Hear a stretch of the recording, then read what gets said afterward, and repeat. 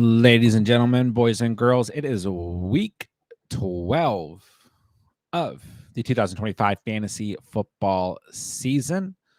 It's going to be a good one. I'm excited. You know what we got to do.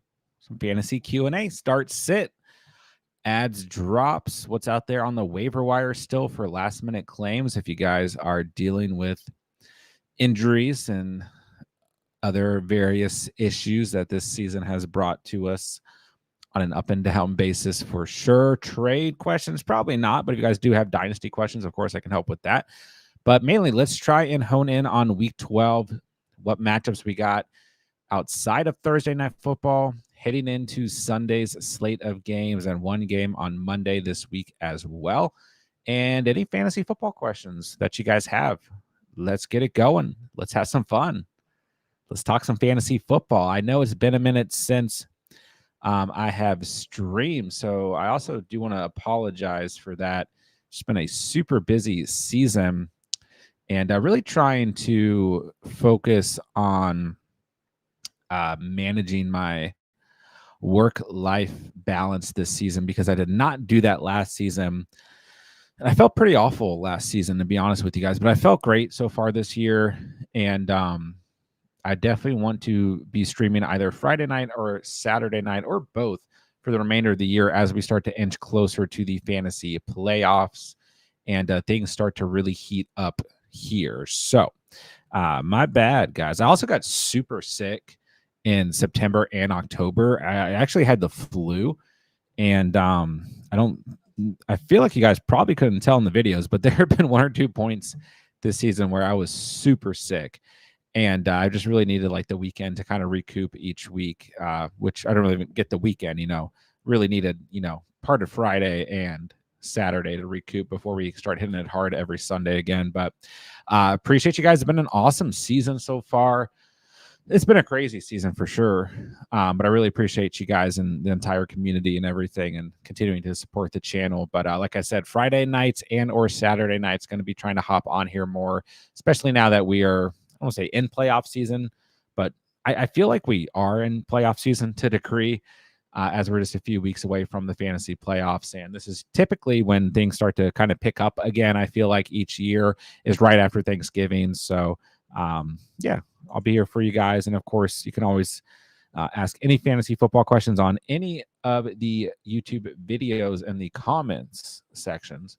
And, I do my best to answer all of those. I would say I answer 90% or more of the comments on a weekly basis. But I do feel like as the week goes on, a live stream is always the best way. As we've at the end of the week, all the updates in terms of injuries and I don't know, little things like weather updates and whatever, and the clearest understanding of what to expect for the coming week. And also I feel like it's easier to answer your guys' maybe not easier, but it's better to articulate fantasy answers to fantasy questions live as opposed to in the comments. I feel like I'm a little bit short almost, where I can break things down a little bit further for you guys on a live stream. So happy to be back here and live with you guys tonight nonetheless. So hit that like button on the way in, guys, and we're not going to waste a lot of time here. We're going to start hopping right into some fantasy Q&A. So let's get it. It's week 12, baby. About to start Shadur. Get my dog a win tomorrow. Yeah, I will say for this Raiders-Browns matchup, I just feel awful about this one. Overall, I don't feel good about it. I feel like it's going to be a very low-scoring game. And I think the Vegas odds on it, I think it's at 34 total points. I'll pull it up here very quickly. I feel like it's pretty appropriate, but I don't even see it. Yeah, it's at 36.5 right now on FanDuel. I don't even know if it's going to get to that point. Like last week, the Raiders' offensive line just looked awful. They could not run the football against the Cowboys, although that Cowboys defense has gotten healthier and better as of late, at least against the run. And Geno Smith is just awful under pressure, and the Browns are very good at stopping the run and applying pressure to the quarterback position. So I don't see the Raiders really having a lot of success moving the football this weekend. And then vice versa, I feel like the Raiders front seven as well, not great, but okay, led by Max Crosby, and they've done an okay job throughout the course of the season of stopping the run and applying pressure to the quarterback as well. Not as good as the Browns per se, and I would say the Raiders secondary worse than the Browns as well. So it's easier for teams to throw the football against them, and they can get some momentum near like the goal line and stuff. So I just don't see this being a great game for either Shedeur Sanders or Geno Smith or either offenses. Really outside of like Brock Bowers, I'm trying to stay away from this matchup this week. I don't feel good about it, but I do understand there are circumstances out there in super flex double quarterback leagues. Like I'm in plenty of those, and I have seen people pick up Shedeur Sanders and be in a position where they need to start him this week, but I would definitely avoid doing so if you can. The Raiders are, they're 18th against quarterbacks in terms of fantasy points allowed. They've moved back. They were actually a little bit better earlier in the season, but things have changed here. So I have no idea what to expect out of Shedeur Sanders. I will say, like, kind of talked about this in the start sit video. I feel like the criticism of how he played this past week was a little bit harsh because, albeit he's a backup quarterback, he should be ready to go at any point in time. I don't think he was really expecting to play against the Ravens. He kind of got thrown in there. That Ravens defense has also gotten healthier and better as of late. And I feel like with a full week to kind of prepare against what is still a softer defense, I would argue right now, he should be better, But I also, like, on a weekly basis, don't expect a ton out of this Browns offense, to say the least. Plus, the Browns are on the road here. Raiders got embarrassed this past week on Monday Night Football, so I just don't feel good about this one. So hopefully you guys don't have to start players in this one. Like, even when I was getting questions about like Quinton Junkins and Ashton Genty this week, I don't feel good about either of those players, generally speaking. Startable, but that's it. All right. Wilson or Junkins. Yeah, so this is a big one. I usually would start the streams with like a little news segment. And but since we're kind of fresh off the iron here, I didn't do that. But yeah, Josh Jacobs might play tomorrow. They're gonna let him go through pregame warmups and then decide if he's gonna play. So this Emmanuel Wilson waiver situation might be out the window moving into the week. And this Vikings defense, 9th fewest fantasy points, 2 opposing running backs. In terms of teams in the top 10 against the running back position, fantasy points allowed, they have given up the most rushing yards. They've been pretty soft in terms of allowing rushing yards throughout the course of the season. And they have allowed 7 rushing touchdowns, but no receiving touchdowns allowed to running backs this year. 210 receiving yards. So in terms of teams in the top 10, once again, against running backs fantasy points allowed, they have given up the second fewest fantasy points in terms of, the second fewest receiving yards in that metric as well. So they are an interesting run defense, but actually a pretty stiff run defense. They might, have this capacity to allow a lot of rushing yards, but that's really about where they stand. But Vikings are on the road here. And I would just say right now it's difficult to answer. I would lean Emmanuel Wilson if Jacobs does not play, but obviously if Jacobs plays, then you got to go Junkins. But I just touched on that matchup. I don't really feel great about that matchup as well. So yeah, I agree. I'll go Junkins here. Ramadunze or Michael Wilson. Okay, so I do really like Michael Wilson this week. I feel like the Michael Wilson, I expected the Michael Wilson hype to be a little bit higher going into the week. And I feel like it just didn't really stick. Like, people are looking at last week's game as like kind of an anomaly, when I've been saying for weeks, like, Jacoby Brissett has been very, very good, very startable in fantasy. And I think that's just going to translate on a weekly basis. We look at this Jaguars defense, okay? Against the wide receiver position on the season, they've given up the 20th most fantasy points to the position. So they are bottom 12 in that metric with over 1,400 receiving yards, 11 receiving touchdowns allowed to the position. You want to break it down a little bit further. They've given up 120 receptions off of 205 targets. So some of those are okay. The bottom 12 isn't the worst, but it's not good. But against the quarterback position, they are a bottom 5 unit, right under the Washington Commanders, right in between the Chicago Bears and the Washington Commanders. Like, this is a bad unit against opposing quarterbacks in terms of fantasy points allowed. They've given up 21 passing touchdowns on the season. So certainly not good. To put that in perspective, we have 1, 2, 3, 4, 5, 6 teams on the year who've given up over 20 passing touchdowns, and the Jaguars are one of them. So I like this spot for Jacoby Brissett quite a bit this week, and this passing attack of the Arizona Cardinals. As opportunistic as the Jaguars defense has been, they are good at causing turnovers.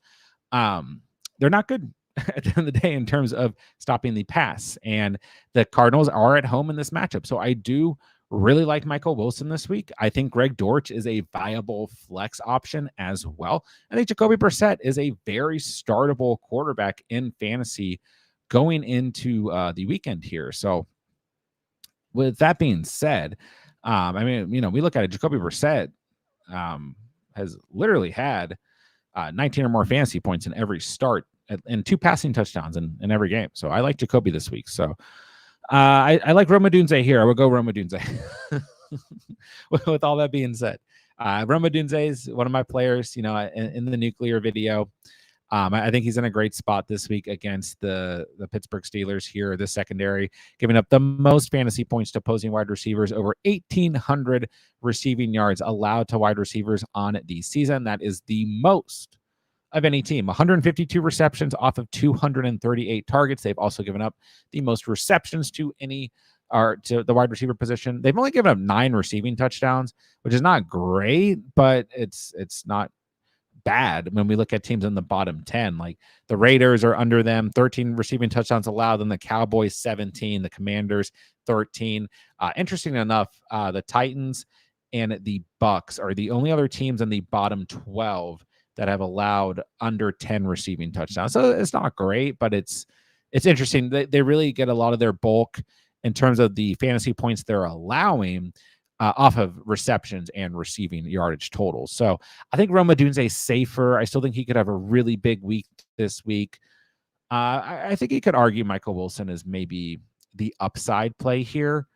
But still, when we have like a backup quarterback situation, as good as Jacoby Brissett has been, and as much as I believed in him over the past couple of weeks, at any point we could see this coming, back to earth and kind of crashing. So you never know. But I do like the Cardinals are at home this week, so this is close, and I think it's a good question. But I would have a tough time benching Rome Odunze this week. I think. Also, Chris Godwin's going to play tomorrow. Joe Burrow's not going to play. Brian Thomas is still out. Kenneth Walker's on the injury report, but he's going to play. Darius Slayton's going to play this week. Isaiah Pacheco's out. Ramondre Stevenson, Kayshon Boutte in the lineup. Bucky Irving probably going to be back next week. Let's hope. Sam Laporta to IR. Jackson Dart out this week. Those are all the updates. Very quickly. You guys probably knew most of those already by now. All right, Pierce or Jennings? I'm going Jennings this week. Yeah, I think Jennings has kind of been a little bit like undervalued. And I know he wasn't great last week, just 6 targets, 4 catches, 54 receiving yards. But he wasn't really necessary in that matchup against the Cardinals, the Niners. They did whatever they wanted to last week. They were ahead like 9 seconds into the game with that opening kickoff and scored by Christian McCaffrey. They ran the football effectively. Unfortunately, for anyone who didn't have Kittle or McCaffrey, those are like really the only players utilized towards the red zone for the most part this past week. But, I think everything else was there for Jennings. It'll be interesting to see Ricky Pearsall this week, how much involvement he gets.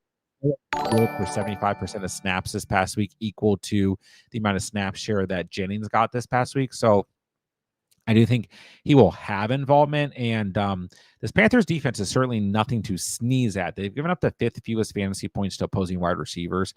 And they've been kind of sneakily, quietly good throughout the course of the season. So there is that. But this is not a very good schematically friendly matchup for Alec Pierce. And once again, it's not a good matchup overall. The Chiefs just 2 spots behind the Panthers, 7th fewest fantasy points allowed to opposing wide receivers. And the Chiefs have actually given up fewer total receiving yardage. So I'm going to go Jennings here. I feel like he's a bit safer. All right. Blazin 540. Thank you for the super chat. Go ahead and scroll down here to the bottom. I'll continue from the top. All right, we got Lamar, Burrow, CD, JJ, Rome, Shakir, Bucky, ETN, Kenneth, Tracy, Harvey, Tootin, Brian Robinson, and Tyler Warren, 7-5. Any moves? No, I mean, this is a pretty good team. Should I drop Tracy for Rodriguez? You could consider that one. But, I mean, it's kind of preference here. I mean, it's a good team. It's a 10. It doesn't say. I think if you had drafted this team in the offseason, you'd be feeling really good. But obviously, some things have shifted throughout the course of the season. You know, JJ not quite where he needs to be with McCarthy at quarterback, for example. Bucky disappearing. ETN, Kenneth, maybe not living up to, he was like a 4th rounder. Kenneth looks good as of late, though. Yeah, I mean, Tracy, I will say this. The next 2 weeks, I expect the Giants' run game to do next to nothing unless somebody just happens to scamper into the end zone, whether it is Tracy or Singletary, because they're on the road against the Lions this week. This is a tough matchup. The Lions are going to force the Giants to throw the football, I would assume. The Lions have given up the fewest fantasy points to running backs in the following week. They are on the road against the Patriots, who've allowed the 2nd fewest fantasy points to opposing running backs and the fewest rushing yards of any team on the season, tied for the least rushing touchdowns allowed with the Rams. So I don't like the Giants running backs the next 2 weeks whatsoever. These are 2 matchups where I think they will be forced to throw the football. But then they have an annoying week 14 bye week before they get the Commanders, the Vikings, the Raiders, which is okay, but not great. And I think that there's actually a chance that Jameis Winston is the starting quarterback in weeks 12 and week 13, because at this point in the season, the Giants have nothing to risk. They don't need to risk the longevity of Jackson Dart. Then they get that week 14 bye week. Then maybe they wrap up the season with Dart coming out of the bye week. But yeah, I could see Jameis, especially if he does anything substantial this week, being the starting quarterback in week 13 again. Although this past week he was bad. I mean, the Packers dropped like 19 interceptions, and he had a lost fumble and an interception at the end of the game still. So, yeah, I think you could consider Rodriguez here, who I've talked about in some recent videos, is like a really good stash. And he's a very favorite side of week 16 against the Eagles. He gets the Giants and the Cowboys, although I will say the Cowboys are quietly improving against the run with those trades and getting healthier and all that. But this is a good team. I mean, you're 7-5, so you should be in the playoff standings, generally speaking. I mean, I've seen some wild standings out there. But yeah, I mean, you're starting Lamar, you might get Burrow back in a week or so. CD, JJ, flex Rome. If it's a double flex Shakir. ETN, Kenneth at running back will do. Bucky, hopefully back next week. Harvey has some value, right, with no Dobbins. Tootin, maybe some value. Brian Robinson's a good handcuff. Tyler Warren, you're set at tight end. Yeah, I mean, if you prefer Rodriguez over Tracy, that's fine. But neither are in substantial situations. I don't think it'll make or break your season because in what situation here are you really starting one of those 2 running backs, whether it's Tracy or Rodriguez?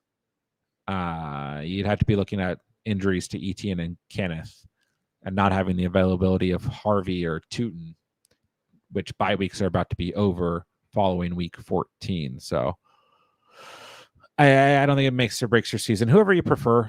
I think based on playoff schedule, I might lean Rodriguez.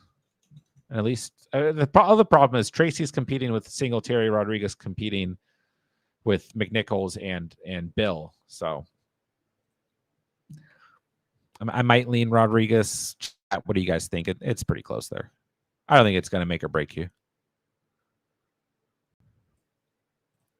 All right, another super chat at the bottom here. Then I'll come back to the top. Thank you guys for hanging out tonight, guys. Do me a favor, hit that like button while we are hanging out. I'll continue to move through. I'm just going to go until we get through the whole chat tonight. So you guys keep the fantasy questions coming, and we got plenty of time, so nothing to stress about here. Sportsman-like, we have Josh Allen. Unfortunate Thursday night performance fantasy-wise for him, but how could you bench him, right? Genty, Judkins, Jacobs, and Emmanuel Wilson. ETN, Woody Marks on the bench. Nico played him. Yeah, I don't blame you. Jets. I played him at Jets. Jay Jettis, Pittman, Pearsall, Rondo Robinson, Warren. So we need a wide receiver, 2 running backs, and a flex pulling your hair out. Yeah, it's a tough one. If Jacobs plays, I'll play Jacobs. I mean, I touched on this in the very beginning of the stream. For me, I'm really trying to avoid Genty and Judkins this week. I think they are startable, but I really just don't like this matchup at the end of the day. So I prefer ETN, and I know that Tootin's been touching some of that volume, or at least he did this past week. But I mean, like, I'm not really in the boat that I'm overly worried about Tootin. He touched volume kind of substantially in week 2 as well. And then nothing really happened afterwards. And this past week, the Jaguars are playing very well against the Chargers. They didn't need to throw the football a ton. I mean, this week, they're on the road against the Cardinals. It is a pretty good matchup here, bottom 10 team in terms of fantasy points allowed to the running back position. But I think ETN will be more necessary this week. And he still scored twice this past week and had 19 touches. So I like ETN right now. I will continue to start him. I would try to go ETN Jacobs for your 2 running backs because, once again, just in a nutshell, Browns, Raiders, I see it being a low-scoring game. The Raiders offensive line really struggling right now. They're dealing with some injuries as well. They're missing key starters that really showed this past week. The Browns front 7, very good. Things would be difficult for them to move the football. Geno really bad under pressure. The Browns good at applying pressure. Then kind of the same situation for the Browns. The Raiders, they're okay at stopping the run, okay at getting pressure. Shedeur Sanders at quarterback. It's just going to be a messy game in my eyes. Maybe I'm wrong here, but that's how I would view it. I know it's hard to bench players with name value like Genty or Judkins, but yeah, I would try to go Jacobs ETN. But if Jacobs doesn't play, you kind of can make the decision who you're more comfortable with between Genty or Judkins, or you could go Emmanuel Wilson. At that point, I might go Genty just because he's at home, and I don't really feel like there's a ton of upside per se for Emmanuel Wilson this week. But I would try to go Jacobs ETN. In terms of the wide receiver, you already got Nico playing, so I'd probably just start Pittman, safe. And then I would flex. I'd still flex JJ. I know. If you really don't want to go JJ this week, I would flex Zay Flowers. But yeah, I got a tough time. I know. I'm one of these guys. It's just hard for me to bench a player like JJ. But it's been bad. I mean, JJ's not bad. McCarthy's bad. The other JJ's bad. So as long as I'm reading that right, it's Jay Jettis instead of Jets. But I do think Zay Flowers is a good start this week. The Jets have been pretty bad. Well, not actually. I'm sorry, I'm looking at the wrong ranking. But the Jets are 13th overall against wide receivers, so not bad. But it's a good enough spot. I think that this is going to be one of those games where the Ravens have a lot of success. So, yeah, there you go. Thank you for the super chat. To wrap that up, Jacobs, if he plays ETN, Nico, Pittman, JJ, could go Flowers. Another super chat here. Got to wait for it to come in on Streamlabs end. Let me know how you guys are doing as well. Let me know everybody's everything's been going for you guys outside of fantasy. If you guys are doing anything fun for the holiday this week.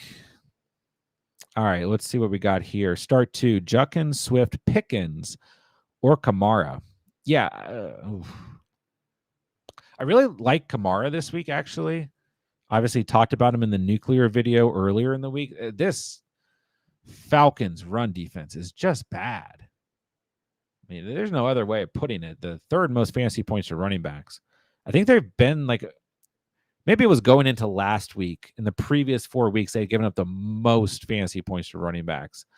But maybe that changed over this. But they're still bad. They just suck. But so I think Kamara is a very good start, like very safe floor. But he is on the injury report, dealing with an ankle issue. So keep that in mind too. Initially I just go Pickens Kamara here.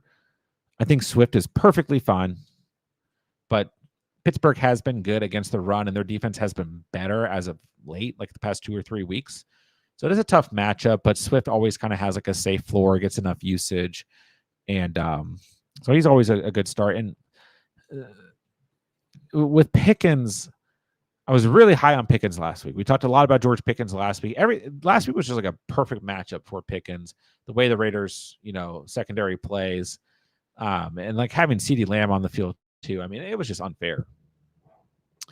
This is a tougher matchup against the Eagles. And actually, in week 1, when these two teams played, Quinyon Mitchell shadowed a lot more Pickens than CeeDee Lamb, the way that the Eagles lined up. And I'm worried that might happen again here in week 12. But tough to bench a player like Pickens. The Cowboys are still going to need to throw the football a lot in this game. I'd probably go Pickens and Kamara. If Kamara does not play, then just go Swift. And in general, I think you could still go Swift over Kamara if you really wanted to, but the matchup is there for Kamara as opposed to Swift. Once again, if Genty or Judkins have good games, don't hate me, guys. I'm just a little bit lower on them here in week 12 based on that matchup. Maybe this matchup surprises us, and maybe there are a lot of points scored, but I don't like this matchup. All right, thank you guys for the super chats. Starting back from the top here. Need a flex. Jennings, Tucker, ETN, Tootin, Jawan Johnson. I will go ETN. No reason to not start ETN here. Also, I think Sean Tucker is going to struggle this week. I am not in the boat of like Sean Tucker is just an automatic start based on last week. This Rams defense is not just good. They are great. Third fewest fantasy points to running backs. They've been up 3 total touchdowns, 2 on the ground, 1 through the air to running backs this year. And the fourth, that's not true. They haven't given up a lot of rushing yards to opposing running backs. 769. So let's see here. 1, 2, 3, 4. Okay, I was close. The 5th fewest rushing yards to opposing running backs. 336 receiving yards allowed to opposing running backs. The Bills, on the other hand, which I talked about all last week, they suck against the run. I know they're okay against Woody Marks and Nick Chubb this past week, but they also weren't great. They've given up the 4th most fantasy points to running backs. They've given up the most rushing touchdowns to running backs, 14. Most total touchdowns to running backs as well at 15, although Marks and Chubb didn't score on them. But yeah, it's a very different matchup this week. And I don't think Sean Tucker is really just a player that you can start. And I know, go ahead, come on, chat, come on, long-term subscribers to the channel. Rachaad White still got enough usage last week and was effective. He had 5.1 yards per carry. That was his 3rd best mark in that metric on the season. He just didn't get a lot of actual touches, 10 touches, so 5.1 yards per carry, 51 yards on the ground, and then 2 receptions off of 3 targets. Like the usage that he got, he utilized it. Just didn't score and didn't have like that, long receiving touchdown. And don't get me wrong, Sean Tucker was much, much better this past week, but I won't be surprised if we actually see usage out of Rachaad White this week. I'll just put it that way. In case you guys are wondering where I stand with Sean Tucker this week. He's startable, don't get me wrong, but this is not a good matchup. This Rams run defense is for real. And I talked about that in the start set video. But yeah, I would start ETN here. What's up, Tommy? Good to see you, bro Chacho. Appreciate you. Always. Happy to be here. What's up, Gob? Good to see you, homie. If I had to drop one, Gainwell, Monangai, or Worthy, who would you drop? I would drop Worthy. I mean, it depends on the roster, When Worthy doesn't play, so I can sign in my IR. Worry Kamara won't play, so I might pick up Devin Neal.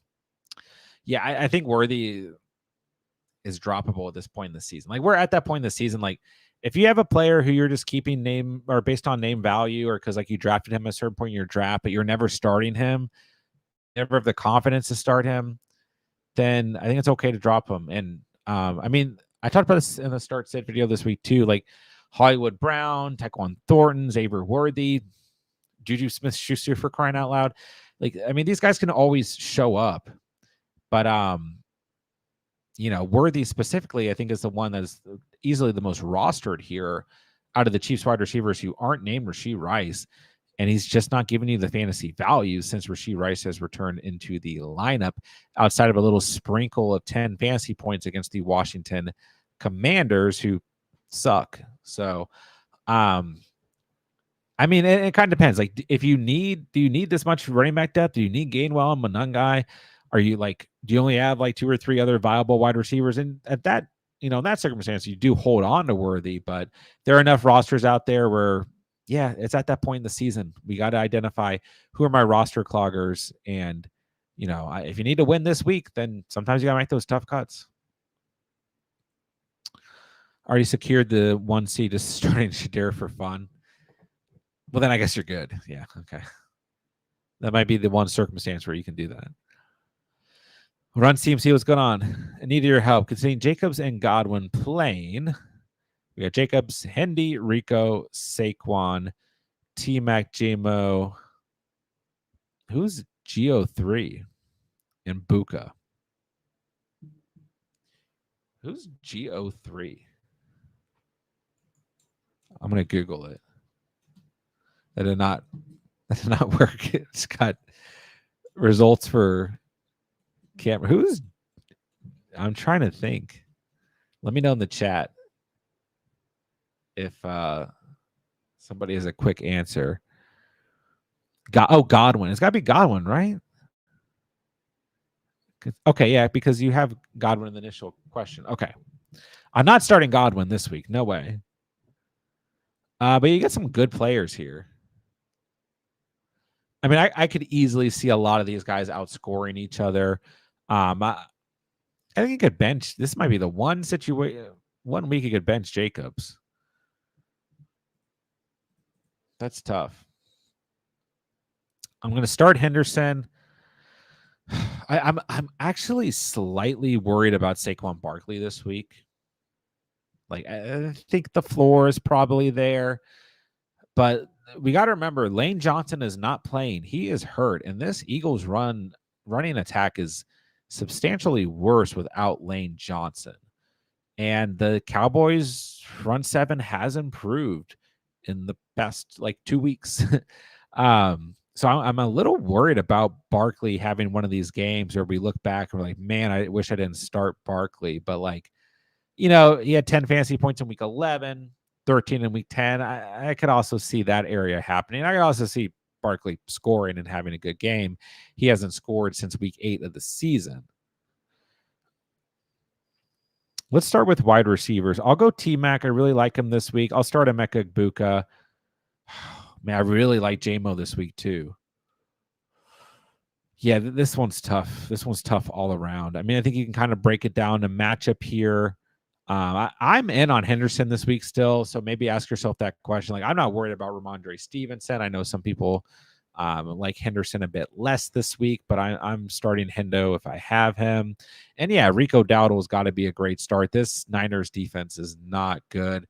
They're better against the run and as opposed to against the pass, but I would probably go.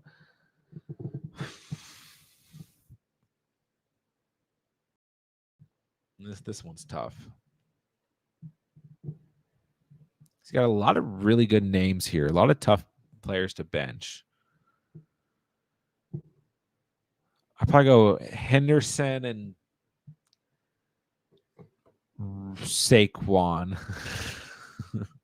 Only because Jacobs is banged up. He may or may not play.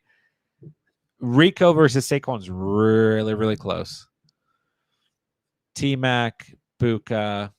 I kind of want to flex J-Mo, but if you would rather flex Rico, for example, I think that's fine. Very tough. Michael Wilson or Jaylen Warren? I will go Michael Wilson. Yeah, we talked about this earlier. I'll go Michael Wilson. Very good matchup for both him and Jacoby Brissett. Warren probably could have came back into the game last week, but the Steelers would not allow him to. But yeah, we could see some more Kenneth Gainwell. And Warren's fine, but the upside's not extremely high. Gets the Bears this week, who have improved against the run in terms of fantasy points allowed. They're now 17th. Remember, earlier in the season, they were like a bottom 5 unit. They've gotten better. So I will go with the upside play here. I'll go Michael Wilson. I mean, we look at Warren's last couple starts, 8.7 11.1, 16.9, 9.3, 19.8, 8.3. Like it's been a bit sporadic. The 19.8 game against the Bengals, awful. He didn't score in that game. He just ran all over them. The 16.9 game was against the Colts, and he scored 2 touchdowns, but he had 1.9 yards per carry and -2 receiving yards. Like he just scored touchdowns, and that was really it. So I would rather get some upside here and go Michael Wilson. Start Young or Shuck. I'll go Tyler Shuck. I don't know. I mean, call me crazy, guys. I don't think anyone's gonna call me crazy, but I just would. I still have no confidence in starting Bryce Young. I know he was great this past week. That Niners defense is banged up. They've been playing pretty poor, to say the least. They are bottom 10 unit in terms of fantasy points allowed to opposing quarterbacks, and they have given up 21 passing touchdowns on the season, which is not good. I'll go Shuck. I like Shuck this week. Call me crazy. I think he's a safer floor. Jennings or Mooney? Jennings. I'm not in on the Mooney train. No, I'm not. I'll go Jennings. What's up, J-Dubs? Always good to have you, bro, Chacho. Hope you're doing fantastic. Show up my London for Hindi pans out. Yeah, I like both sides still, but I'm in on the Henderson train here at the end of the season. Chat, who would you guys rather have? Trayvon Henderson or Drake London? And also, like, I think it made it easier with Kirk Cousins coming in at quarterback. Not that I don't think Kirk Cousins can, like, be productive enough to support London in fantasy, but also then London's, banged up, going to at least miss this week. So I think Henderson just has the upside here. But also, it was based on your roster, I thought the running back spot maybe helped a bit more than wide receiver. Chase, what's up, man? Good to see you. What's up? Ferg or Jawan Johnson? I like both this week, and the Falcons are getting progressively worse against the pass, not just against wide receivers, but also against tight ends. Although on the season as a whole, they've still been really good against tight ends, the third fewest fantasy points allowed to the position. So I think Johnson is fine. But the Eagles, one spot below the Falcons and not currently getting worse. Feels like they've been getting better defensively against everything. But yeah, I mean, geez, both these teams have only allowed 1 receiving touchdown, 2 opposing wide receivers. So we're really looking to other metrics as of receptions and receiving yardage totals. And the Eagles have given up more receptions and more so they've given up more receptions, but less receiving yards. So you could really argue this either way. But I will say that I think the Eagles, Cowboys will be higher scoring, potentially more competitive. Cowboys will need to throw the football. Maybe the Eagles give up some underneath stuff as opposed to wanting to give things up to CeeDee Lamb and or George Pickens. So I'll lean Fergie, but it could really go either way. Dak or Purdy? I think Purdy's safer. I'm like almost slightly worried about Dak this week. Like I do think the Cowboys are going to need to throw the football, but that Eagles defense looks pretty dang good as of late. They're 11th against quarterbacks in fantasy points allowed.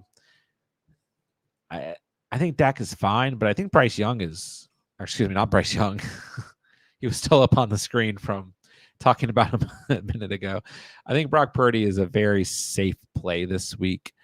The Panthers defense, nothing to sneeze at. They've technically been better against quarterbacks in terms of fantasy points allowed, but Purdy, maybe I'm just a Purdy believer, but it's very close. Could go either way. And no, I have not heard any news on Omarion Hampton. Let's check. His practice week could open up after the week 12 bye week. Practice window, excuse me. So I guess that's good, but just bear in mind, this is a bad schedule. Raiders, okay, not great, actually, believe it or not. Then the Eagles, the Chiefs, bad. Cowboys, okay. But once again, they've gotten healthier, gotten better against the run. Then the Texans in the fantasy championship. And if you are a weirdo who plays in week 18, they get the Broncos. So I traded JMO for AJ Brown last week, not regretting it. Man, I still think AJ Brown will be startable for the rest of the year. I'm not like out on AJ Brown, but JMO's been pretty good as of late. AJ Brown's been not as good.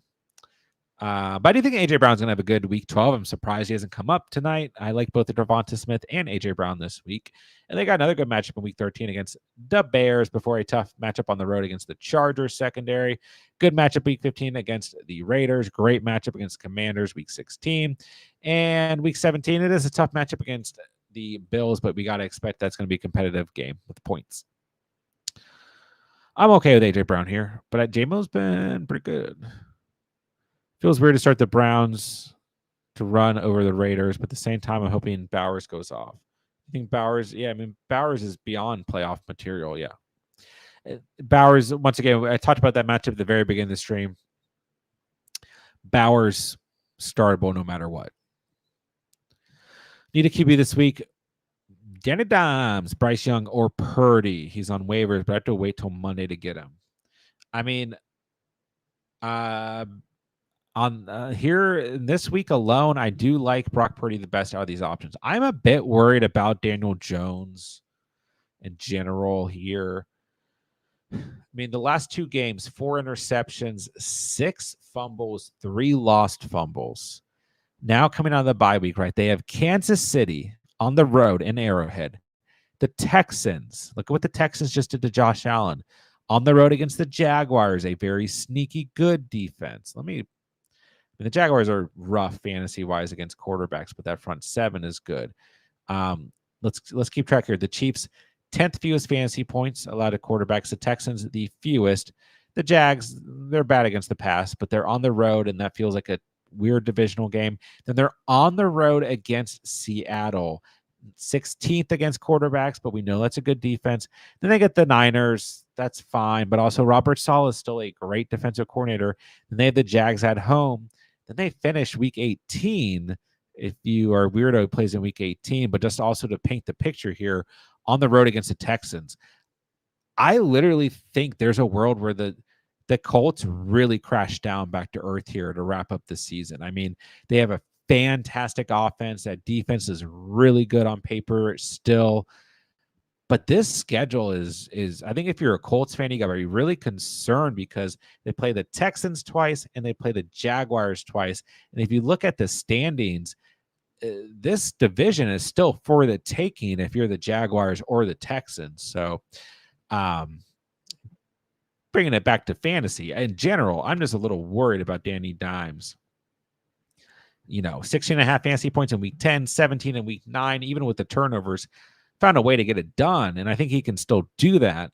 But like some of that upside we saw in previous weeks, I don't know if it's going to be there every single week to wrap up the year. So in general, I would try to roster probably still Daniel Jones and Brock Purdy, and I would start Purdy this week. I'm not. If you guys are of a different opinion, I think it's okay, as always. But I'm not in on Bryce Young right now, even with this past week. Tootin or Tucker? Yeah, that's a question for sure. That's a question for sure. I think I still lean Tucker, but I truthfully don't love either this week. Tootin has the better matchup. Tucker has the more competitive game script. I think the Cardinals could still be competitive. I think I go Tucker. But I don't really see Tucker having substantial success this week running the football or anything. And once again, I still think Rachaad White will get involvement this week. But I think there's going to be a need for Sean Tucker as this game goes on and some dump-off passes and stuff like that. Very close here. And ETN still got a lot of usage this past week. Algier or Chuba? Algier. Whether you're starting them or not. I mean, Algier has the better chance to fall into the end zone and steal one from Bijan, but he's also a better handcuff, I think I would argue. But I started Igbukah or Michael Wilson. I really like Michael Wilson this week, but I'm still starting Emeka Igbukah. It's going to be a competitive game. It's going to be high scoring, and it's a good enough spot. Rams 18th against receivers. It's certainly not bad. Hopefully Chris Godwin coming back actually helps Emeka Igbukah and some of that defensive pressure, but I'll go Ibuka. I'm not benching him yet. Hit the like, guys. Appreciate it, J-Dubs. Monty, Tucker, Robinson, pick one. Half PPR. Gibbs in your lineup. This week, I'll go Monty. I think the Vegas odds for Gibbs right now is like negative 340 to score a touchdown, but Monty's not at plus odds. He's at negative 110. This feels like a game where both can get involved and Monty can kind of chew away some clock. The Giants have given up the second most fantasy points to running backs, 13 total touchdowns to the position, 3 through the air, 10 on the ground. It's a really good spot. They've given up the third most rushing yards on the season as well. So this feels like a game where Monty can kind of creep back in here and have some substantial usage. So I will go Monty.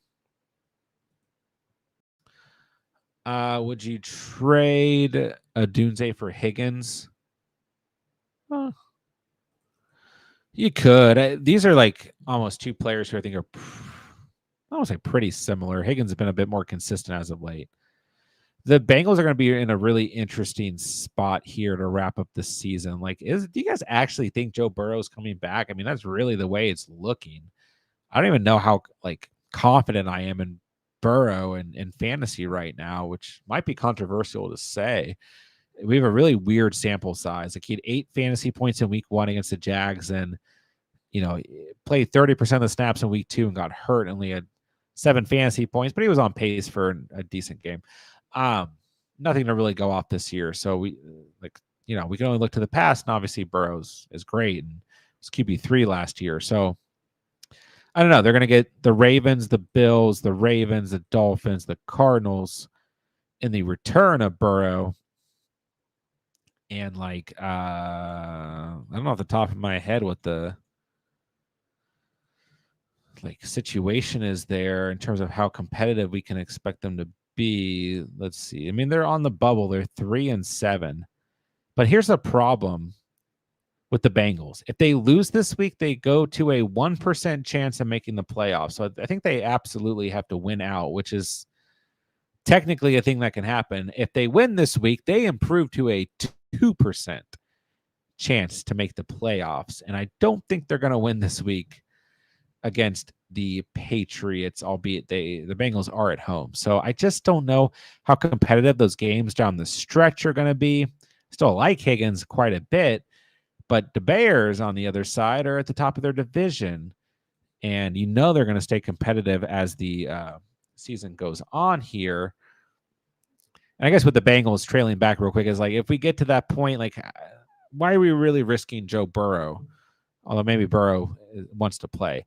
The Bears will get the Steelers, Eagles, Packers, Browns, Packers, Niners. This is a pretty up and down schedule there, but I think you could really go with either.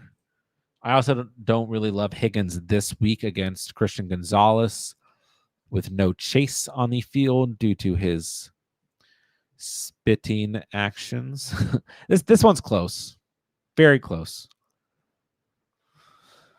I think it comes down to preference.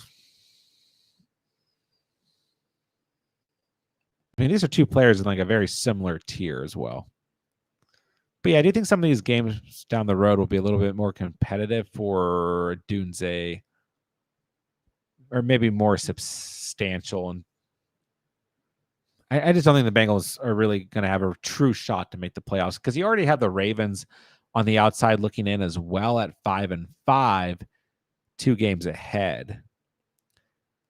And that seems to be the team that more people think will get hot here at the end of the year to maybe come into the playoffs. Close. Flacco, Rodgers, Young. It's a must-win game. Yeah.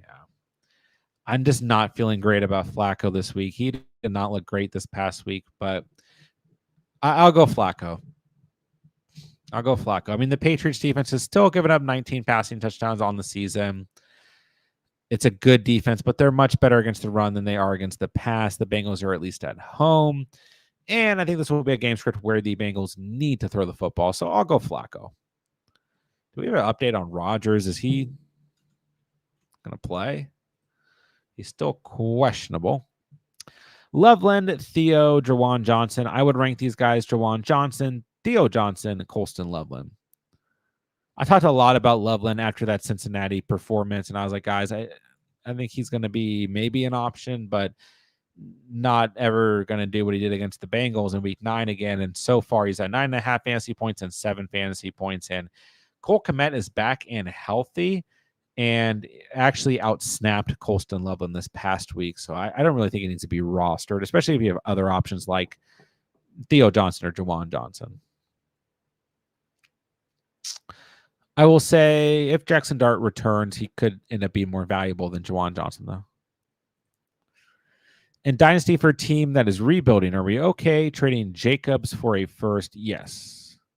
Probably be closer to late than mid. Yeah, I think, like, quite frankly, if you're truly rebuilding and you own Derrick Henry, Josh Jacobs, Saquon Barkley, I think you can trade them straight up for a first. Yeah. I mean, like, if you got to understand, like, are you rebuilding, or are you a team that had a down year who has enough pieces to maybe reboot and contend the next season in 2026 season? Then maybe you don't. But if you're rebuilding, and I mean, I think more people want 2027 draft picks, first rounders right now compared to 2026.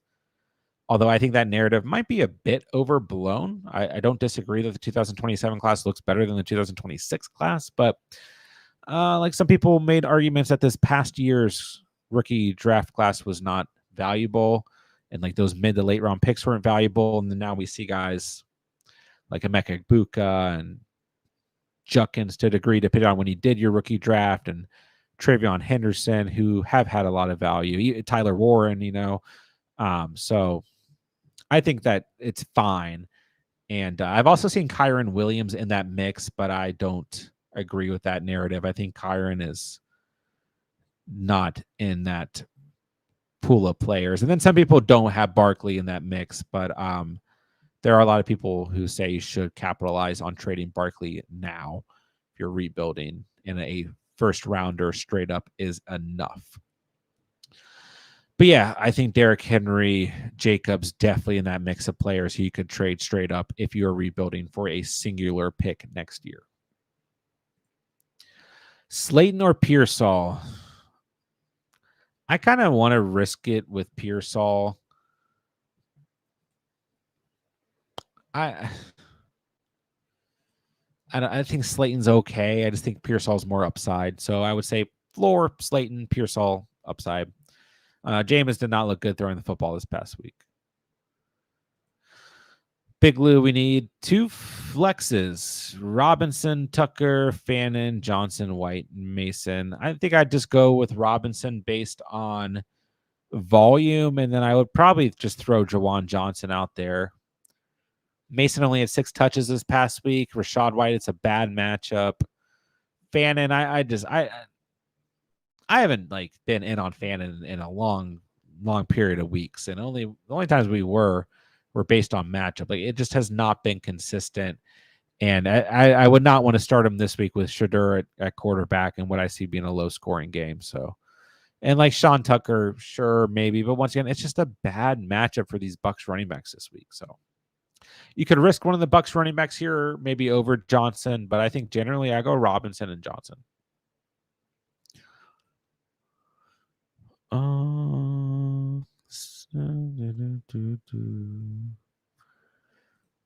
Chase Brown and Henderson for London and Godwin. No, I would not do this trade. No way. Chase Brown side all the way. These 2 running backs have some of the best playoff schedules. The Chase Brown is going to get the Ravens, the Dolphins, the Cardinals. I mean, it's a bad matchup this week. So even if we look at it moving forward, he's still startable this week against the Pats, but I think it's the Ravens, the Bills, the Ravens, the Dolphins, the Cardinals. Okay. Fantastic end of season schedule for Chase Brown, only facing teams in the bottom 10 against the running back position. Beautiful. Then we look to Travion Henderson. It is the same exact thing. Okay. Gets the Bengals this week, the Giants, a bye week, the Bills, the Ravens, the Jets, all teams here in the bottom.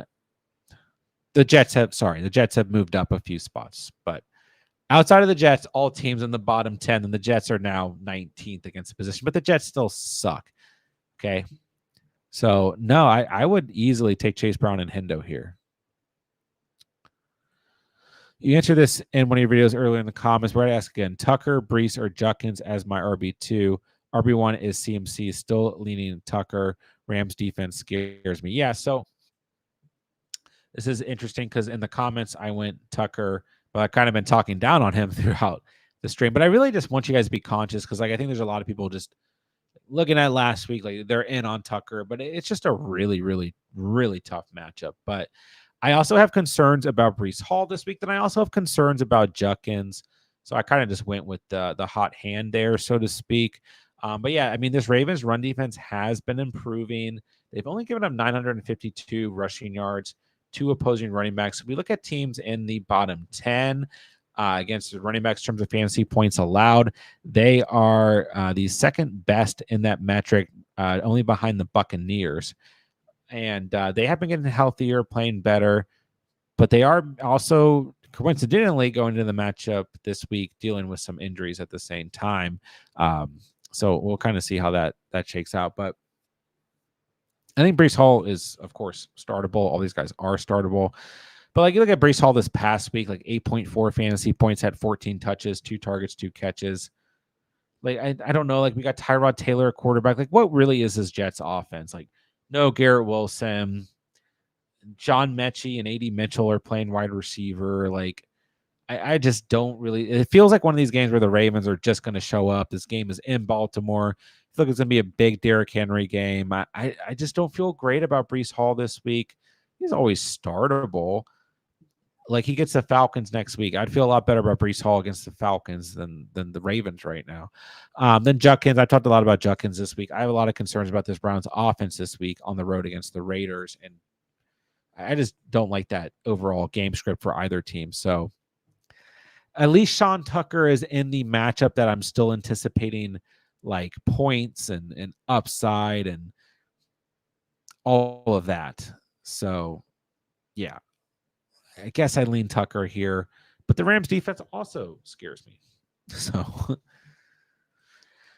let's see here. Cap for life. Just traded Bucky and Rondell for Waddle and Tootin. Then I flipped Waddle and Rico with Franklin for HA. Nice. Hall, JSN, Jennings, Tootin. Barner. Pretty good to me. Although I did like the initial trade. I think I honestly would have just kept Waddle and Rico. Or no, you got Waddle and Tootin.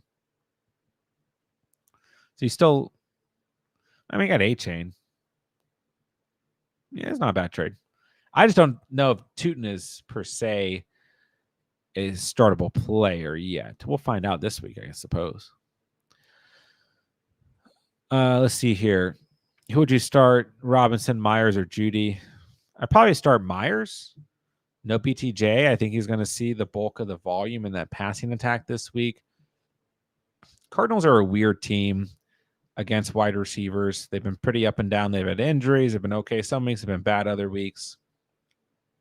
In terms of their secondary, I think I go Myers. 6 targets this past week. I expect him to at least get 6 targets this week, if not more. Safest floor. Judy is interesting, but I don't want to start him with Shedeur at quarterback. But it is a great matchup for Judy, who continues to have a very good, if not the best overall strength of schedule for a wide receiver to finish the season. But I don't know what to make of that offense. I'll go Myers here. Safest option. Sean Tucker or Wilson. I'm going Michael Wilson. All right, we got the JJ right earlier. Nice. Loveland, Theo. We hit this, right? Yeah, we hit this already. Tommy, AJ Barner, Mason Taylor, Chig, Strange, Washington. I'll go AJ Barner. He's been the best on the season. Yeah, Washington is interesting. Maybe a sleeper, but yeah. I think if you have AJ Barner, Gadsden, believe it or not, you can feel pretty good. Kamara or Tyler Warren. I'm still going to go Tyler Warren here. I think if it wasn't for the matchup for Kamara, it would just be Warren straight up. So let's just continue to go Warren.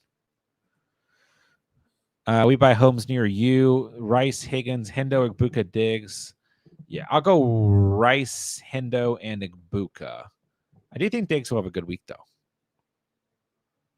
But the Bengals are not that bad against opposing wide receivers. Believe it or not. They're just really bad against running backs and tight ends and quarterbacks. So that helps. That also helps their ranking against wide receivers. But I do like Diggs. But yeah, I'll go with Buka, Hendo, and Rice. Higgins is an easier sit this week because no Chase. The defensive pressure is going to be on Higgins with Christian Gonzalez. Got to sit Burrow and Dart. Should I pick up Love, Flacco, or Shuck? Cousins, Winston, and McCarthy out there. I probably go Flacco or Shuck. Flip a coin. It's not pretty. Jordan Love is streamable, but like, I don't know, man. The Vikings are not that bad. 13th against quarterbacks. Jordan Love really just isn't like a. It's just not a quarterback at the end of the day. 17 fantasy points this past week. I think like he could be in that range, but he had 7 the week before, 10 the week before that, 28, 13, 15. Like he's just all over the place. I think the Bengals are going to be forced to throw the football against the Pats this week. I don't know how much success they're going to have. This is tough. Chat, who would you guys go with here? Love against the Vikings, Flacco against the Pats, Shuck against the Falcons. I think Shuck is very sneaky. I like Shuck this week too. All right, Tyler, what's going on, man? Good to see you. Thank you for the super chat. Otten or Barner?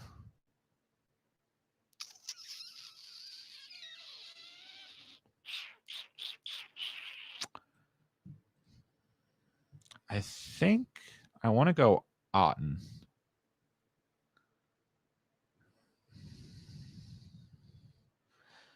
But it's close. The Rams are bottom 10 against tight ends, but then I'm also like, with Godwin coming back, does that hurt Otten? Otten wasn't like great this past week. Otten for the floor, I think the risk and upside is with AJ Barner.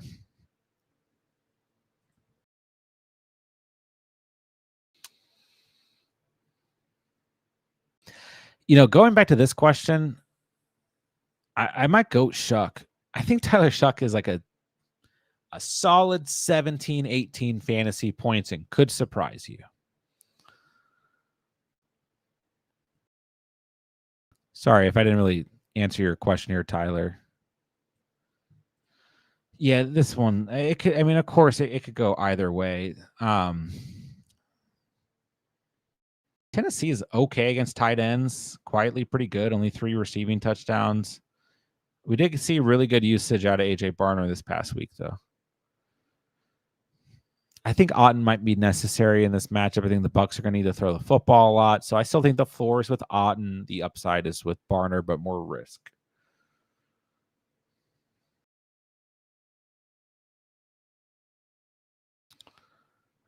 All right, let me get caught back up to the top. Thank you again for the super chat, Tyler. Let me know if you need anything more. I'll get to the bottom of the chat as well. All right, Bowers, Wilson, Juckins, or Rico, Kittle, and Olave. Yeah, I don't think you're crazy for wanting the Rico, Kittle, Olave side. I mean, let's be honest, rest of the season, how much of a difference is Kittle versus Bowers going to be? As much as I like Bowers. I mean, the Niners are right here in the mix of the playoff picture. They're going to be competitive. Going to be throwing the football a lot. They looked great this past week with Purdy. And Kittle's been very good. Yeah, tough end of season schedule here. Browns, Chargers, Broncos, Eagles, Texans for the Raiders. And they got the Giants. Yeah, I would rather have Rico than Judkins. I like Michael Wilson, but I'd rather have Olave. Kittle over Bowers ain't going to kill you by any stretch.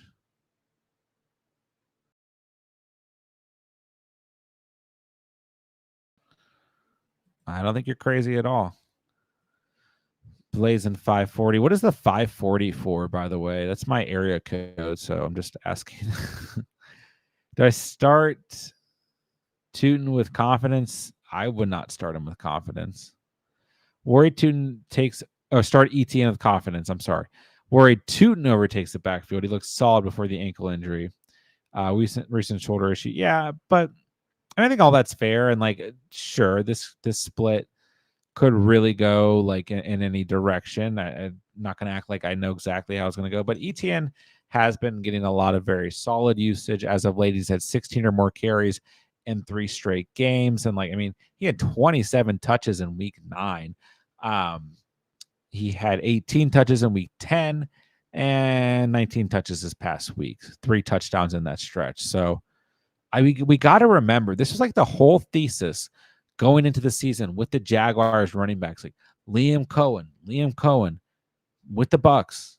He liked to use Bucky Irving and Rashad White and some sprinkles of Sean Tucker, like whole offseason, like it's gonna be a committee. It's, you know, who's the guy? And Tank Bigsby was on the Jags back then too. And like, you know, now we're kind of here. There's definitely a world where both these guys can be productive. So I like ETN. I'm until we see this production go down, 15.7 or more fantasy points in 3 straight games. Another solid matchup this week against the Cardinals, who are 24th against the running back position and fantasy points allowed. Yeah, I would say keep rolling with ETN, because like, let's say you're not in on the Tootin belief and the Tootin train, then you can make the same argument like, well, the ankle issue worries me, you know, as opposed to saying ETN's shoulder issue worries you. So I say start ETN with confidence. Yeah. You think Joe Burrow play again this season? I mean, it's trending that way, and I think if Burrow wants to play, he's going to play. So yeah. But yeah, this is the big thing. We kind of touched on it earlier. Like if they win tomorrow, I mean, I don't know. They win, they have a 2% chance to make the playoffs. If they lose, they have a 1% chance. So even if they lose tomorrow, they're not eliminated from the playoffs. And the big thing here, if I'm not mistaken, which we didn't really touch on earlier in this discussion. Yeah, they play Baltimore week 13. That's going to be a must-win game, because then they can technically catch Baltimore. Even if the Bengals lose tomorrow and the Ravens win tomorrow, technically speaking, they could still catch the Ravens for this kind of end of season playoff push. Now, bear in mind, right now the Ravens are also not in the playoff puzzle. So there's going to be a lot of things that would need to happen. But if they were to lose tomorrow and in week 13 against the Ravens, and I think it almost becomes like impossible. And regardless of what happens in week 12 or week 13, then they face the Bills and the Ravens in weeks 14 and 15. Really tough there. They're on the road against the Dolphins, who the Dolphins have been much better as of late. So don't want to sneeze at them. And they're another one of these teams who, you know, everyone was ready to write off. And the Dolphins are right there in the mix next to these 2 teams. In terms of the seeding here, you have the Ravens. Really, you have the Chiefs, Ravens, Dolphins, Bengals in that order. Chiefs 5-5, Ravens 5-5, Dolphins 4-7, Bengals 3-7.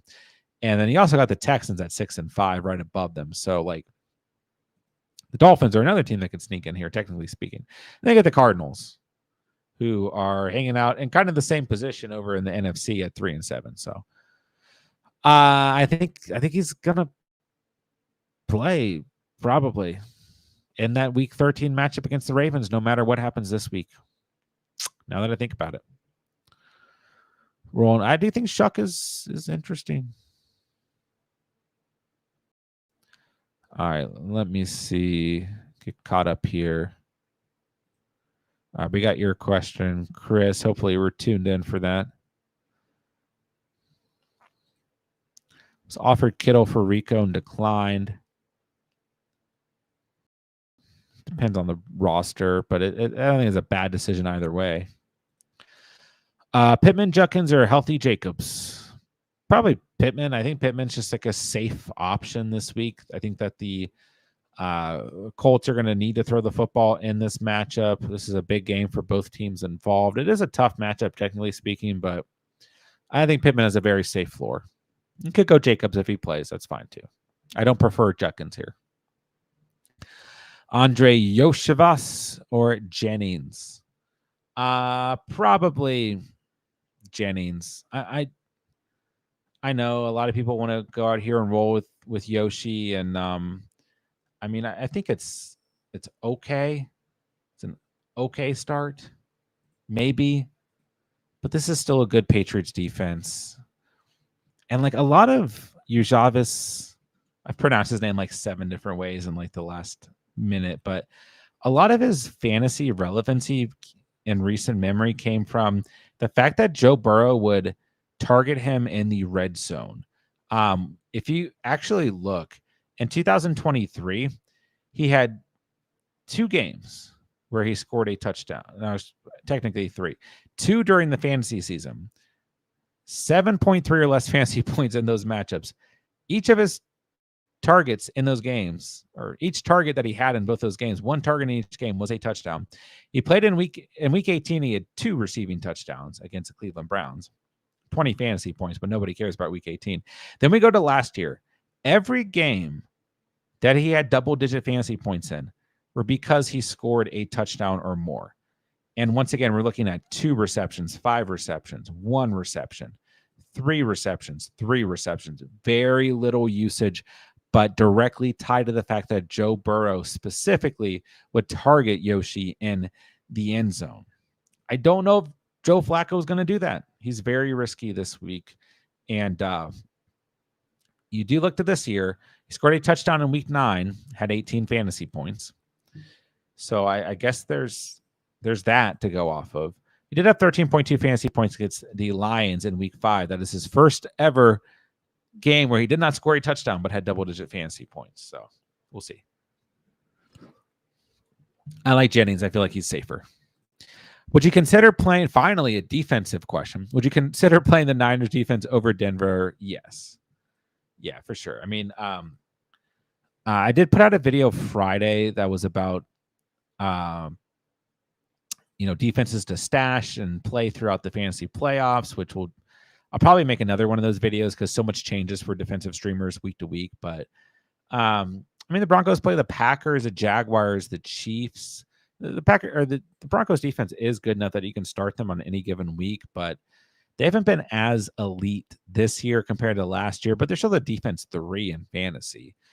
And I'll just say you can definitely consider this because the Niners have a bit of a more favorable schedule. They're definitely a much worse defense. They still have a great defensive coordinator, and they're going to play Tennessee in week 15. So I don't really care. I will start any defense against the Tennessee Titans. So yeah, in week 15 specifically, for sure. Week 12 PPR. Who do I start? We need a quarterback, 2 running backs, 2 wide receivers, a tight end, and a flex. Purdy, Mahomes. Ooh, I do like Mahomes this week. This is kind of like a must-win game. All eyes on the Chiefs. They're at home. The Colts is a pretty stiff matchup, but it's technically a better matchup than the Panthers. So I'm going to go Mahomes. I do like Purdy a lot this week. I think he's very safe. You're starting CMC. Let's move on. I'll start Aaron Jones. I think I talked about him in the video that went out earlier today. I like Aaron Jones a lot this week. I do like Kenneth Walker. If you prefer him, that's fine. I'll go Olave and Diggs. And then I'll flex Kenneth Walker. That's what I would do. Mahomes, CMC, Aaron Jones, flex Walker, Olave, Diggs. Remember, it's a really bad, really, really tough matchup for Tucker. And I will start Cade Otton. And I'll say the Rams defense for a floor, but I still think the Bucs offense is going to do enough in this game. And then the Packers defense, if you want some upside. Both are very viable starts. Good lineup this week. Don't panic. Catch family number 2. Yeah, that tie you guys had was crazy. That's the first tie I've seen in any league this year all year. And you guys know I'm in over 15 leagues. So congrats, Tommy, to the only tie of the year. That was crazy. But yeah, you're killing it in that league. Catch families have been a ton of fun this year. I'm doing pretty okay in all the leagues. I've had a weird fantasy year. Like I'm actually doing great in all the dynasty leagues, which makes me very happy. Except, I mean, okay, I'm doing great in 3 or 4 dynasty leagues, and I am going. You guys mark my words. I will make the playoffs in the dynasty league in which I'm in. I'm on the bubble right now, which I've historically been nothing but a playoff team in that league. But I'll move on. And then like in most of the leagues, I'm just like fine. I got I think there's 1 or 2 leagues where I've got like 4 or 3 losses. Then every other league, I'm like 5, 6 losses in the playoffs. Like, never know what's going to happen every week, But as long as I get a ticket to the ship, that's all I care about. Then we'll worry about it once we're in the playoffs, So it's been a fun year for sure. After getting a stinker from Nico, should I flex Ibuka or a T-Mac? I really like T-Mac this week. Great matchup for him. He's got more upside, but Ibuka is definitely the safer play. I'll put it that way. So if you want the upside due to the stinker, then you could go T-Mac. But I think Ibuka will be fine. Hurts, Henry, Brown, Flowers, Jennings, Goodert, ETN, Saints, and Loop. Yeah, it looks pretty solid to me. See a big week from Henry. Hurts, Chase Brown, fine. Flowers, fine. Jennings, fine. Goddard, fine. ETN, a good flex. Saints and Tyler Loop should get it done. Start the Lions or the Falcons defense. I'll go the Lions pretty confidently here. I'll go the Lions. I don't trust this Falcons defense with a 10-foot pole anymore. I'm out on them. I don't think Tyler Shuck is that bad. I know the Lions were bad the past 2 weeks defensively, but still, they've been a top 12 unit on the season, fantasy points wise. Defensive scoring, they've been better than the Falcons. The Falcons just got torched by Bryce Young. I know they were good the previous 2 weeks, but they've been very sporadic, very difficult in terms of their consistency, and I don't trust them right now. They're on the road. I'll go the Lions with confidence. It's okay to drop Worthy for Terry McLaurin. Yeah, I mean, honestly, I think in certain situations you could drop either of these players right now, but yeah, I'd rather have McLaurin between these two. What's up, Cats? Wondering if you were going to sneak on in here tonight or not. Good to see you, bro. What's up, dude? Down bad this week. Dude, don't I play this week in a league? I mean, we're in enough leagues together. I think I play you like every other week. Yeah, we do play. We got a big matchup in Nico certainly didn't help me this week. So we're looking at a projection of me losing by 4 points, 162 to 166. And I got to sneak in Tyrod Taylor against you, or maybe Aaron Rodgers with a broken wrist. But that's a fun matchup. I'm 8-3. You're 7-4. It's pretty big for the seedings. I'm number 2 in that league. You're number 3. But we have 1, 2, 3, 4 7-4 teams, 1 6-5 team, 2 5-6 teams, 2 8-3 teams on one of the two. So this is a big matchup for the league. So with that being said, I'm just joking. I know this is a different league. Ramondre, Booty, Ricky Dickey, or Burden. Is Ricky Dickey Ricky Pearsall? I think I would play the Patriots starters. I think Ricky Pearsall, if you wanted to maybe potentially divert against starting the same 2 players from the same team, you could go with him over Booty. I think I'd just start the Patriots players against the Bengals defense. Is it okay to flex Jacoby Myers? For sure. He should be a solid play this week. Maybe not a lot of upside, but solid. Dobbs or Tracy. I'd probably go Dobbs. I just don't like this.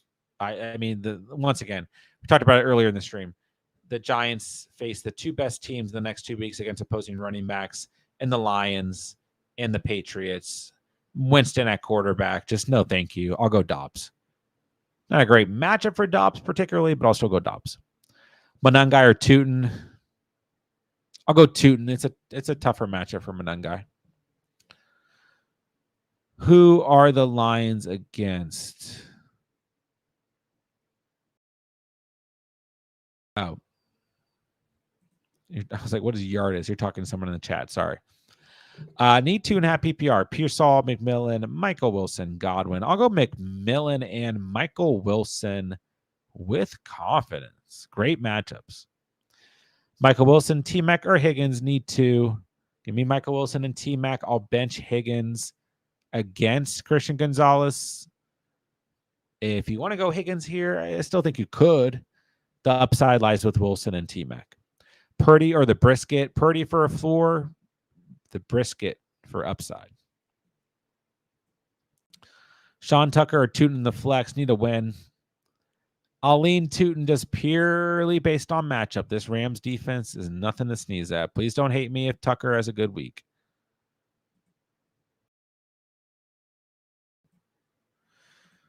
Hear me out, but Shuck kind of has a good schedule. Yes, I like Tyler Shuck. I am on the same boat here.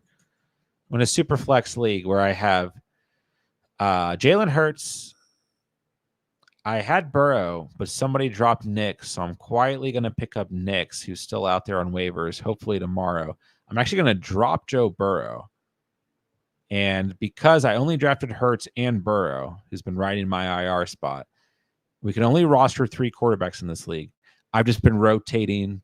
Right lately, it's been Jacoby Brissett, which has been working, but I've had Brock Purdy before he was ever starting. Like I had drop him. I've had Mac Jones. I've had other streaming quarterbacks.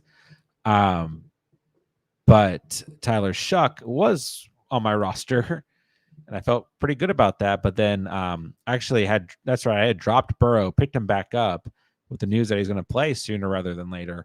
And then someone dropped Nix out of necessity during the bye week. We only have 4 bench spots, can only roster 3 quarterbacks, so it makes some of these decisions tougher. And I actually kind of, like when I dropped Tyler Shuck, I really didn't want to do it. I do like him. All right. Let's see here. We're getting close to the bottom of the chat, so let me know if you guys need anything. I'll keep rolling until I get to the bottom here. Then we'll call it a night. Mahomes, Herbert, Cook, Genty, Judkins, Amon-Ra, Olave, McBride, Warren, Wilson, Corum, Ricky P. Who should I start RB2 and flex? Any other changes? So you guys start Mahomes. You know that. Cook is already in your lineup. Genty, Judkins, it's a coin flip. I don't really like either this week. I'll go Genty because at least the Raiders are at home and they have the starting quarterback they were planning on starting. But that Raiders offensive line is bad, and they were at home last week with Geno Smith and looked atrocious against the run, and this is a better run defense, so you could really flip a coin there. Amon-Ra, Olave, I'm in agreement. You should start them. We're going to start McBride at tight end. Better matchup for him than Tyler Warren. And honestly, I'd probably flex Michael Wilson. I'll take the upside.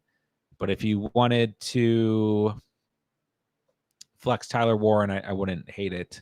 I would still go with one of those 2 guys over Ricky Pearsall. But yeah, I like Tyler Warren this week. Good lineup. Need one flex. Tez, Slayton, Watson. I don't think Christian Watson's going to perform as well as he did this past week, although I don't think anyone's expecting him to score 2 touchdowns again, particularly. But yeah, this Vikings secondary is not bad, nothing to sneeze at. Slayton's kind of sneaky coming off the injury report. Jameis maybe does something. The Giants will need to throw the football this week. The Lions have quietly been pretty bad against receivers, so his floor should be safe.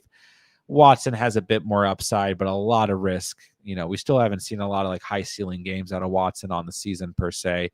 Then Tez is interesting, but going up against that Rams defense, it is technically the next worst matchup next to the Vikings here.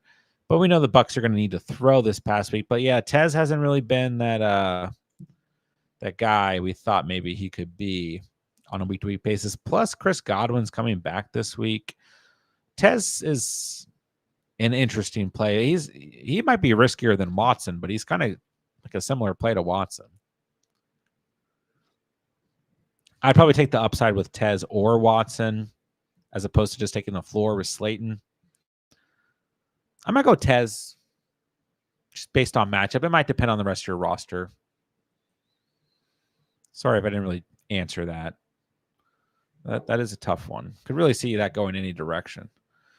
Tucker or Walker? I'm going to go Walker. If Sean Tucker has a huge game, don't hate me, guys. I just don't like this matchup against that Rams run defense. It is, once again, the second best in the league. I'm sorry, the third best in the league, only behind the Patriots and the Lions in terms of fantasy points allowed. I just don't like it. I don't. Walker's in a much better spot.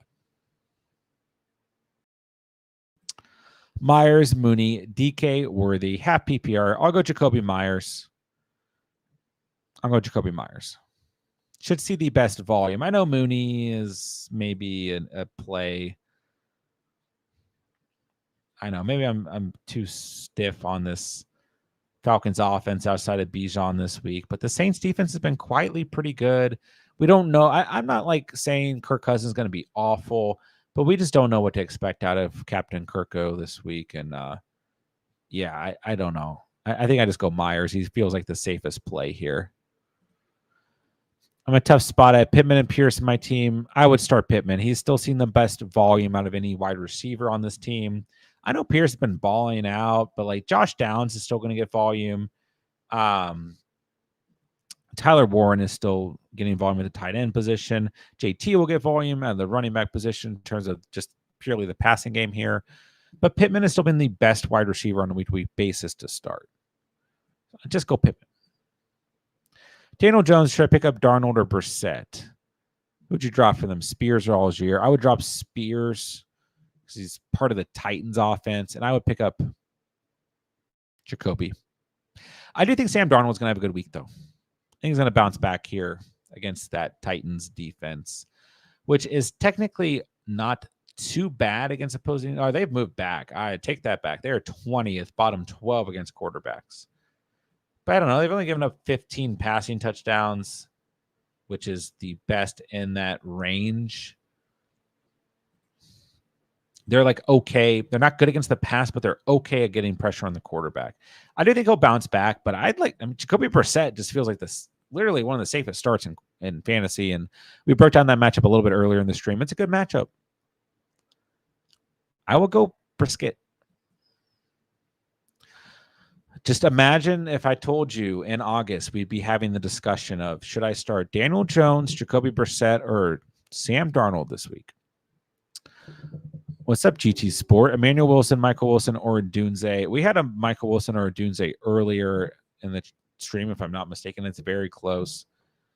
A Dunze for the floor, Michael Wilson for upside. I'd probably still start a Dunze, but I like both. Emmanuel Wilson, the odd man out for me here. Pats or Saints defense. Pats. But I like both. Old jersey numbers combined. Nice. I like that. I was like 540. That's my area code. Maybe we know each other, but that's cool. Otten, Goddard, Mason Taylor. Goddard. Probably Goddard. Yeah. But I like Otten too. But they're both just kind of floor plays, not Mason Taylor for me. Would I drop DJ Moore for Quentin Johnson? You could. Yeah. These are two frustrating like wide receiver rooms. I mean, yeah, DJ Moore's kind of in this area player, like a Xavier Worthy type player at this point in the season. Like, are you ever going to start him? I was trying to think of other examples. But Quentin Johnson could kind of be in that same discussion as well. quite frankly. I don't think I'd drop him, but he's been extremely sporadic since that initial first month of the season. And so, I mean, Keenan Allen, you could argue in certain circumstances. It just depends on your roster. I think I would rather roster QJ than DJ Moore still. So, sure. Start Tootin or Tucker. Probably Tootin just based on matchup. Need RB in a flex. Javonte, Tucker, or Walker. I would personally start Javonte and Walker. If Sean Tucker is a huge game, don't hate me. I hate the matchup. My other running backs are Aaron Jones and Kyron Williams. My super flex, you said Tootin, right? Yes. Yeah, and Aaron Jones and Kyron should be started over these players. Manuel Wilson, Genty, Judkins, Stevenson, Kamara, Hunt, and Knight. Pick 2. I am worried about Genty and Judkins, but they are still startable here. Kamara and Hunt are the 2 players who I think are arguably the safest. The Colts defense is not bad against the run, but Kareem Hunt just finds the way to score touchdowns. Kamara, fantastic matchup against the Falcons. But if you want to go Genty or Judkins over any of these said players, that's fine. Good luck. Have you beat me this year? I don't. You are like my nemesis. I do feel like I have not. I think I beat you once. I'm not going to go back and look. We're in like 6 leagues together. I feel like I beat you at least once. I'll have to look later. But no, you have been pissing me off this year. I feel like also all your teams are just very solid this year. Like I'll just like randomly look at I'm like, Catch is like number 1 or 2 or 3 in like every league I'm in. Like what is this? But yeah, no, you're killing it, man. So kudos to you. I expect nothing less. I expect excellence out of you guys in the catch leagues, but yeah, Cats, you got to, just let me win this week, Baker, Purdy, full PPR, Genty, Brees, Jennings. I'll go. I mean, I think Purdy's a really safe floor, but I think I'm going to go Baker. I don't know, man. I just think that the Bucs are going to throw the football a ton. I think his floor is still safe, but he has more upside. And it is still a tough matchup for Purdy. Like the Panthers defense 9th against quarterbacks, the Rams 6th. So very close. I think the game script could be better where like the Niners will have more success running the football potentially. So okay. Baker. Flex 2, Genty, Brees, Jennings. Coin flip between Genty and Brees, and I'd probably start Jennings. I just kind of worry about Genty and Brees individually this week. Running backs I'm worried about this week. If you guys didn't pick this up throughout the stream, I'm worried about Genty. I'm worried about Judkins. I'm worried about Sean Tucker and or Rashad White. And I'm worried about Brees Hall. 2 running backs. We have Rico, Brown, Monty, Stevenson, Tootin. I'd probably go Rico and Chase Brown, but I do like Monty, and Stevenson can definitely do something in this matchup. But I think I'd have Rico and Chase Brown in there. 2 wide receivers, Flowers, Booty, Sutton's on bye week, Slayton, Tez. I would start Tez and Flowers. 1 flex. Watson's also on waivers. Watson's definitely worth rostering. But it's not a great matchup this week per se. If you want to get really risky, you could risk Tez Johnson here. But there's upside with Booty, and Slayton has a safe floor. I might just throw Tez Johnson in the mix because I think the rest of your lineup's pretty safe. A.J. Brown or Roma Dunze. First time A.J. Brown has come up tonight, I think. I love both this week. I like Devonta Smith schematically a bit more against the Cowboys. The Cowboys have given up 17 receiving touchdowns, a league worst to wide receivers, over 1,600 receiving yards. I think A.J. Brown and Devonta Smith are basically must starts this week. Very, very safe floors for both of those guys. And I really like Roma Dunze. While the Cowboys are giving up that many receiving touchdowns, the Steelers are giving up the most receiving yards and receptions and the most fantasy points to wide receivers. So you can't really go wrong. I'll say A.J. Brown for a floor, Roma Dunze for maybe more risk with the sporadicness he's shown. Not that A.J. Brown hasn't shown any, but maybe more upside with Roma Dunze.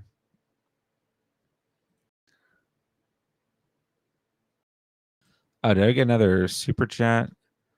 Super flex pick one. Flacco, T-Law, McCarthy, Javonte Williams, or Judkins. I would probably still lean with a quarterback here. Don't think the matchup is good enough for Javonte or Judkins. They'd have to be playing like a bottom 5, 6-ish team for me to consider them over a quarterback in the super flex. So I'd probably just go Flacco. But T-Law is interesting. It's just tough to trust T-Law.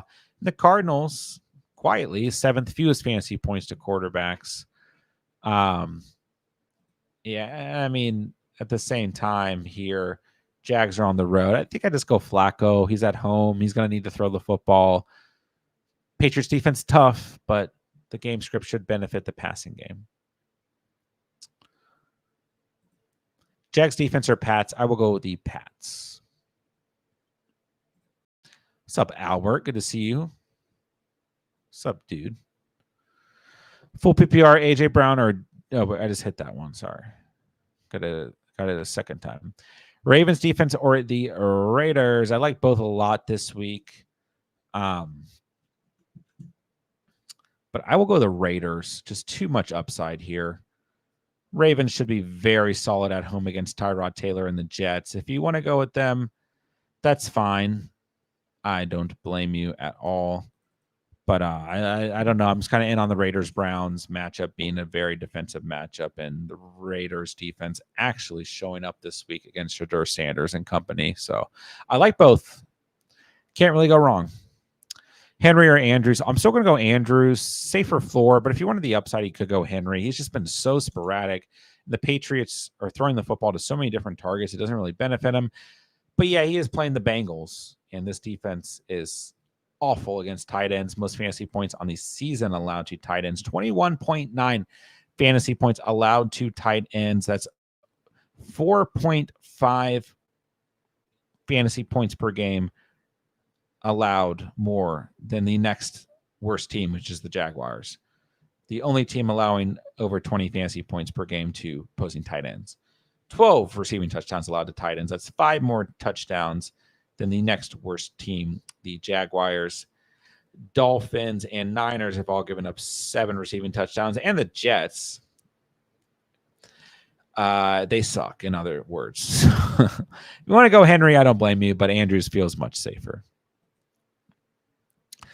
Just trolling. Yeah, but still, dude, we played each other like, I don't know, what am I, like 1-5 on you in the year? Like, come on, you can troll me. It's all good. Sorting out Eliminator team this week for 5K. Crossing my fingers for you, bro. I have not really been paying attention to my underdog teams. I won't lie to you guys. I've been having some issues. Can't like always access underdog from my desktop. I actually just tried to pull it up and check, and I just get a network error. Should be able to check it on my phone, but I have some teams in the mix. But I know last time I checked, it wasn't great. Like I had good enough teams, but like for example, I drafted a lot of Tucker Kraft. And there's 1 or 2 quarterbacks that I had drafted a lot of. But I still have some. I got quite a few teams that I'm number 1 or number 2 in the pod. But I got a couple of teams relying on like Brock Purdy, which could work out, I guess.